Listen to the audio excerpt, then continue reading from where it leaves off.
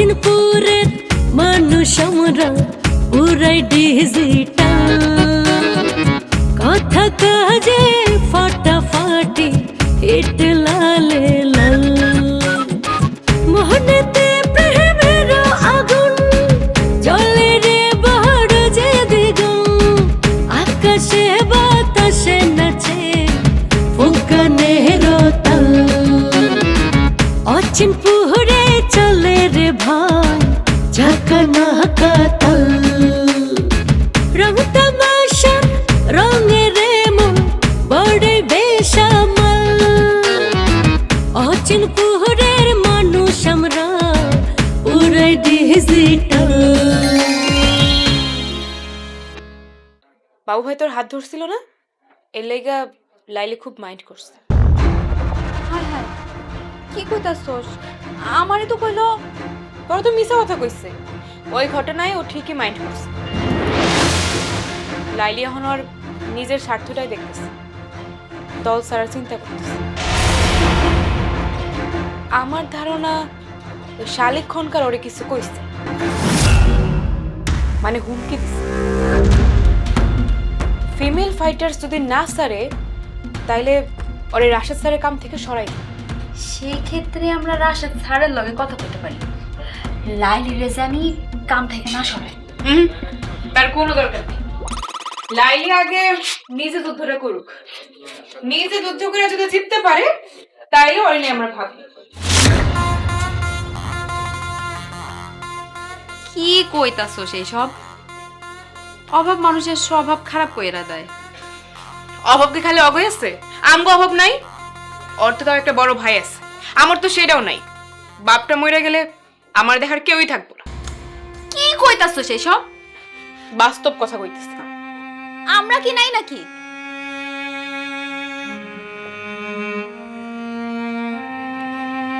Female ফাইটার্সে ভাঙনের সুর বাজা শুরু হয়ে গেছে। দেখ সংগঠনটা টেকে কয়দিন। আমি এই সংগঠন ভাঙতে দেব না। ভাঙবো তো তোর কারণে।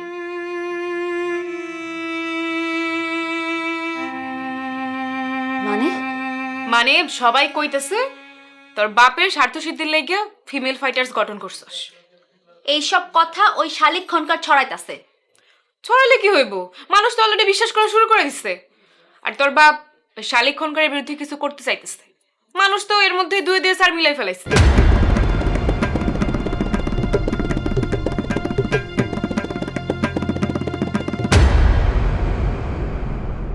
তোর কি ধারণা? আমি তোর লগে আছি।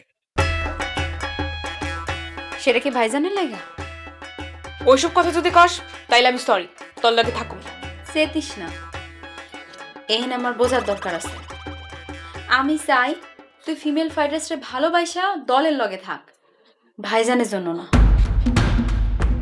তোর ভাইরে আমি ছাড়তে পারি, ফিমেল ফাইটার ছাড়ব না। আমি হিরাই চাই।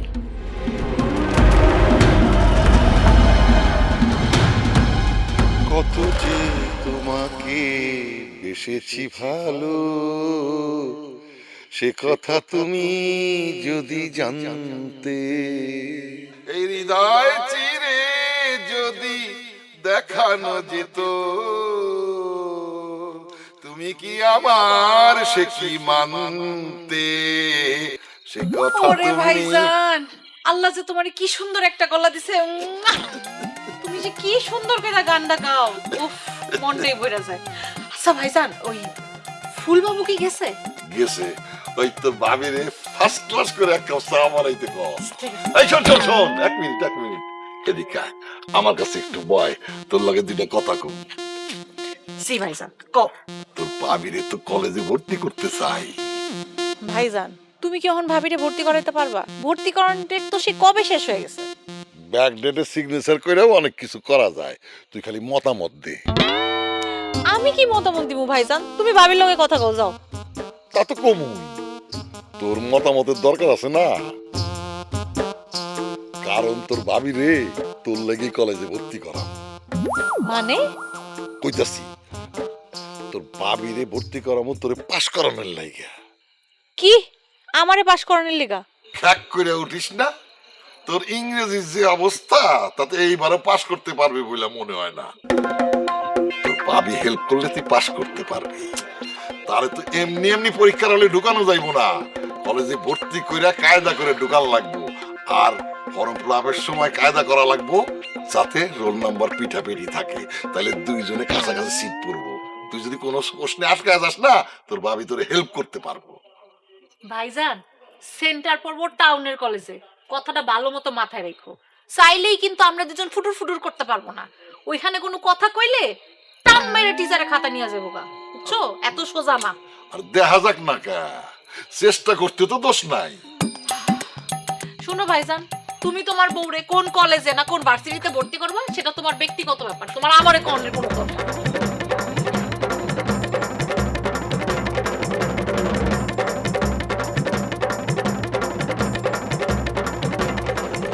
ময়না তো দেখি রাজি না,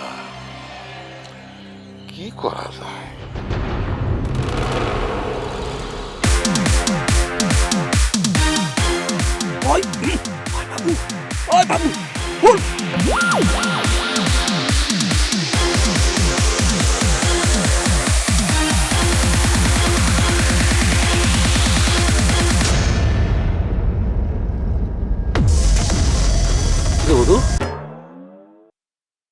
তুই স্কুলে বাগানের মধ্যে পড়াইছিস কেন? আরে যাইতেছিলাম তো তোর কাছে, হঠাৎ দেখি পুলিশ দিশা বিশা না পাই কেউ স্কুলের যেখানে বড়টার পিছনে পলাইছি। ভালো কথা, তুই এত রাইতে ঘুরতে গেলি? আরে শালিক ভাইয়ের বাড়ি থেকে আসলাম। তো খনকার আবার বাদ দিলে কে? পূজা শালিক করলে কেমন জানি পক্ষে পক্ষে মনে হয় না? আরে ওরা তো সব পক্ষীর জাত। শালিক, ময়না আর ছিলেন ঘুঘু ভাই, সে তো মারা গেছে। টিয়াবুর কথা বাদ দিলি কে?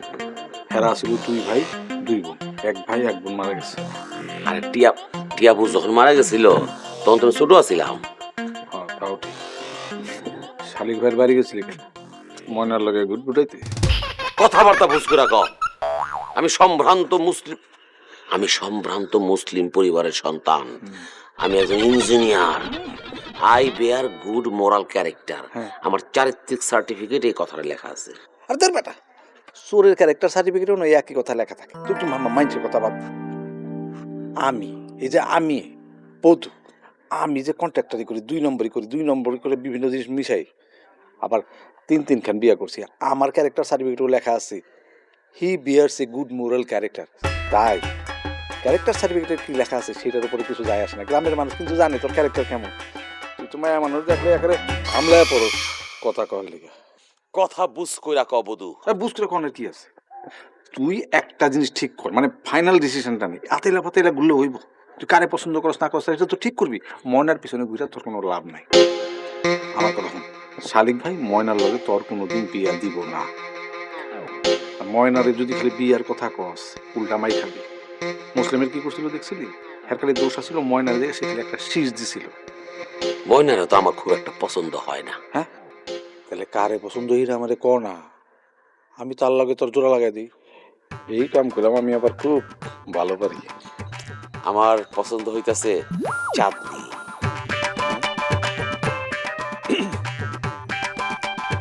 সামলাইতে পারবি? না পারার তো কিছু নাই। ঠিক আছে, চাঁদনিটা তুই পেয়ে যাবি। কারণ তুই আমার একটা উপকার কর। আজকের রাতটা আমারে তোর বাড়িতে থাকতে দে। এর লেগে আমি তোর বাড়ির দিকে যেতেছিলাম। অসম্ভব, এটা কখনোই সম্ভব না। অপরাধীরে আশ্রয় দেওয়ার অপরাধে পুলিশ আমারও অ্যারেস্ট করতে পারে। আরে বাবা রে, তুই না মাইন্সের কোনোদিন উপকার করস না, আবার মাইন্সের কাছে উপকার চাস না, আমার কাছে উপকার চাস। ফোন, তুই যদি চাঁদনিরে বিয়ে করতে চাস আমার কথা ছাড়া তুই বিয়েটা করতে পারবি না। আর চাঁদনির ভাই তোর কাছে কোনোদিন চাঁদনিরে বিয়েও দিব।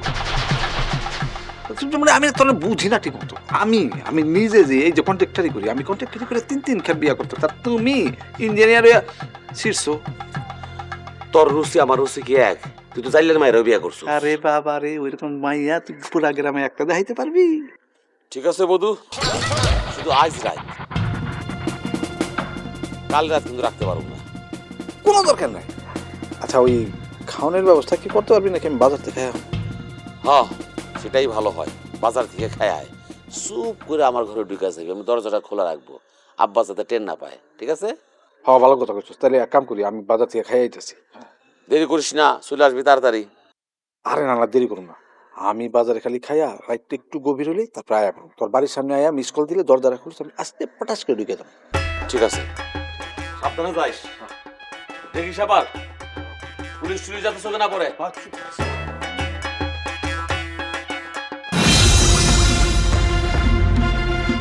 না,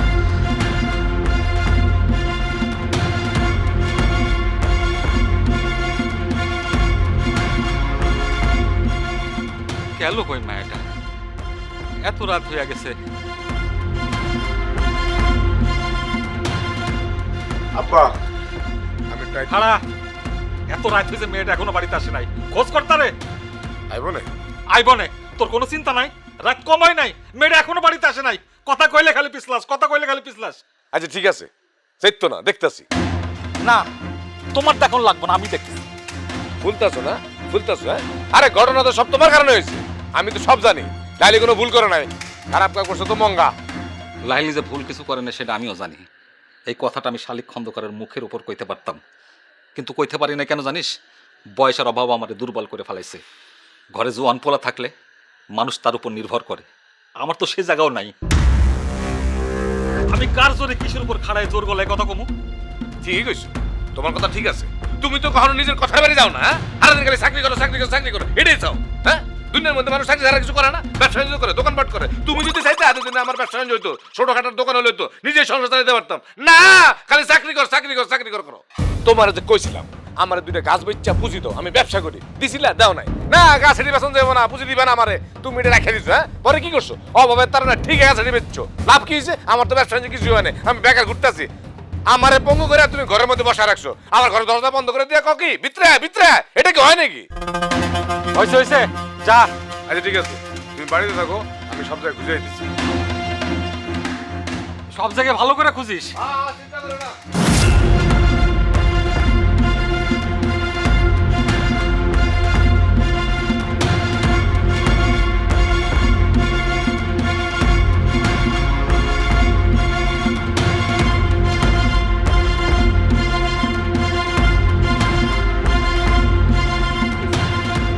আমার ওই নাটকুটু আইতেছে। এই খারা খারা খারা খারা হন হন করে কই জিতেছিস? হ্যাঁ, সিপি জোগাড় করছস? সিপি সিপি না সিপি, আর সিপি জোগাড় করে না, সিপি বানায়। কম্পিউটার দোকানে যা সিপি বানাও। তো বানা, দিন তো আর একটা চলে গেল, এরপর কবি কি যে হলুদ মিয়া পারে নাই। আরে কোম্পানি কি দিনের পর দিন পোস্ট খালি রাখবো? রাখবো না তো। আচ্ছা ঠিক আছে, দিতাছি। এর আগে আপনি আমার বোনে দেখছেন? কার কথা কইতেছস? লাইলির? এই ভাই ক্লেম করেন আমার লাগে, আমার বোন কোটা আপনি জানেন না? একটাই তো বোন, নাকি দেখছেন কিনা এটা এখন? না দেখি না। এই ঘটনা কি কত? আরে কি এর ঘটনা? কোনো ঘটনা নেই। বিকেল আব্বার লাগে তর্কাতর্কি করছে, এরপর তার বাড়িতে ফেরে নাই। কারো লগে ভাইগে যায় নাই তো? এই সাবধানে কথা কন, আমরা কইলাম না আব্বার লাগে রাগারাগি করে বাড়িতে বাড়িছে, এখন ফেরে নাই, এটাই তো কইছি। ওই যে খালি চাতে খালি চাতে। আরে তুই যেমনি বর্ণনা দিলি, ঘটনা তো ওইটাই মনে হয়েছে। ও, এখন আমার বর্ণনা দোষ হচ্ছে না? আপনি কিছু করেন না? এই মেয়ে চল চল নেন, চল। আরে খারা খারা, ওই তিনজনের বাড়ি খোঁজ করছস? কারো বাড়িতে আমি খোঁজ করি নাই। আগে খোঁজ কর, তারপর বাকি জায়গায় যা। ওই আটাইলা পাতাইলা খুঁজে কোনো লাভ নাই। শোন, ওই রাশেদ মাস্টারের বাড়িটা একবার ভালো করে খোঁজ করিস। কারণ হয়েছে কি জানোস, এই মাস্টার শালা কিন্তু বিরাট রহস্যময় গুপ্ত। এই মেয়ে, আপনি এই সমস্ত ফালতু কথা কইবেন না। হ্যাঁ, এই সমস্ত ফালতু কথা বাদ দেন। কিসের মধ্যে কি ঢুকাইতেছেন? আরে মাঝে মধ্যে ছাইও কিন্তু উড়াইয়া দেখতে হয়। কবি কি বলিয়াছেন? কবি বলিয়াছেন, যেখানে দেখিবে ছাই উড়াইয়া দেখো তাই, পাইলেও পাইতে পারো মালিক রতন। থাকেন আপনি আপনার রত্তন নিয়ে, আমি যাই।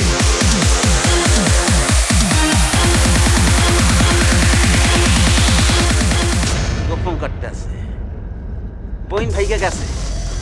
কইতেছে কি, বাপের লাগে রাগারাগি করে ভাইগা গেছে। মনে করছে আমরা আপনার চকলেট খাইলে ভাঙচুর। হ্যাঁ,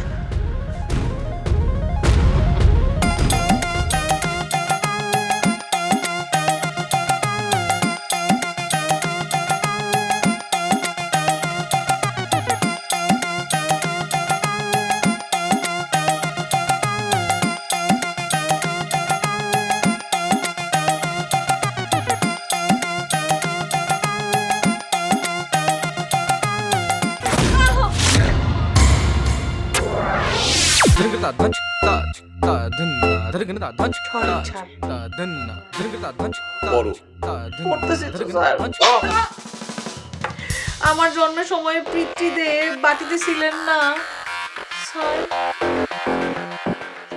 একটা কথা স্যার, একটা মানুষ একটা বাটির ভিতরে কেমনে আটে? তাইলে চিন্তা করেন ওই বাটির সাইজটা কত বড় ছিল। স্যার শোনো, এই বাটি মানে হইতেছে বাড়ি, বুঝা গিয়েছে? এটা কিছু হইল? হা পড়ো, তোমাকে একটা জিনিস বুঝিতে হইবে। আগের দিনের লেখকেরা নানান রকম ভাবে তাদের ভাবানুবাদ প্রকাশ করিত গদ্যের মাধ্যমে। এই যে ঈশ্বরচন্দ্র বিদ্যাসাগর, তিনি শকুন্তলা লিখিয়াছেন। পড়িয়াছ শকুন্তলা? তোমাকে শকুন্তলা থেকে এক লাইন যদি আমি পড়িয়া শোনাই, তাহলে তুমি সব বুঝিতে পারিবে। এই যেমন ধরো, আগের দিনের লেখকেরা বাড়িতে বাটি লিখিত। এখন আমি তোমাকে ঈশ্বরচন্দ্রের শকুন্তলার দুটো লাইন শোনাই, তাহলে তুমি বুঝিতে পারিবা কিভাবে তারা কত সুন্দর গদ্য লিখিতেন। শকুন্তলা পতিগৃহে যাইবেক বলিয়া অঙ্গনা ও সারঙ্গরব সমবিহারে রওনা হইল। বুঝিয়াছ কিছু? সমবিহার, সমবিহার মানে হইল একসঙ্গে। বঙ্কিমচন্দ্র কিন্তু কঠিন ভাষায় গদ্য লিখিতেন, এবং মাইকেল মধুসূদন দত্ত উনিও কিন্তু কঠিন ভাষায় পদ্য লিখিতেন। উনি সনেট রচনা করিয়াছিলেন। এই সব কিছু আমাকে পড়িতে হইয়াছে, বুঝতে পারিয়াছ? জি স্যার। পড়ো পড়ো। আমার গরম লাগতেছে স্যার, বাইরে চলেন। গরম লাগতেছে, বাইরে চলেন মানে কি বলিতেছ? ঈশ্বরচন্দ্র বিদ্যাসাগরের গদ্য পদ্য এইগুলি পড়লে আমার এমনিতেই গরম লাগে স্যার। ঘরে থাকুন না, বাইরে চলেন। কথা কম বলো, তুমি পড়ো। তা না হলে কিন্তু আমি আরো কঠিন হইব, আমি বলিয়া দিলাম। আর কত কঠিন হইবেন আপনি? এমনিতেই তো লাঠি নিয়ে বসে আছেন, আর একটু পর পর আমার পায়ের পায়ের পায়ের ভিতরে আঘাত করতেছেন। ভিতরে না, ভিতরে কি তুমি দুষ্টমি করিবে, আমি তোমাকে আঘাত করিব না? হ্যাঁ, পড়িতে বলিতেছি, পড়ো।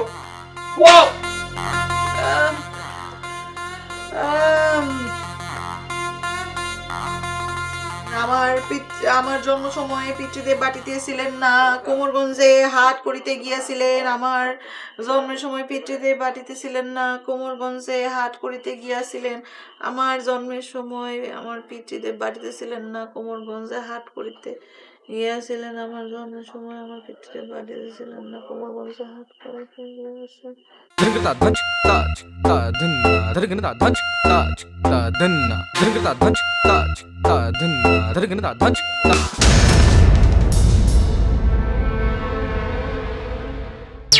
খবর মায়েরে দেখছিস কি? তোরে আজকে তো আমি মায়েরে হাড্ডি মাড্ডি আলাদা করে দেবো। এখন তুই কর, তোর সাইজ করবো কিভাবে? 1 2 3 কবি। কিরা কিরা রে? এই কিরা রে? এই লাইট মারে কিরা? এই কিরা রে লাইট মারে কিরা? বিয়ার আগে তো ইন্টারমিডিয়েট পাস করতে পারো নাই, বিয়ের পরে করো। বিয়ার আগে যদি ইন্টার পাস দিতাম তাইলে তো আমি তোমারে বিয়া করতাম না। সে আমি জানি, অন পাস দাও। এখন আর আমার লেখাপড়া করার মুড নাই। আমার বোনদের খালি পাস করাও, তুমি যা চাইবে আমি তোমার তাই দেবো। যদি আমি তোমার কাছে তালাক চাই। গাছের গুড়া কাটটা মাথায় পানি ঢালতে আইছস না? কি আন্দাজে কথা কইতেছেন? কিসের গোড়া কাটছি? চুপ! মুখে মুখে কথা কয়। লাইলি কইছে সেটা কও আগে। আমার বোনটা এখন পর্যন্ত বাড়িতে ফিরে নাই। কি কইতেছেন? হ্যাঁ, ঠিকই কইতেছি। সন্ধ্যার সময় আমার কথা হয়েছে, কত রাত হয়ে গেছে, এখন পর্যন্ত বাড়িতে জানা হয়।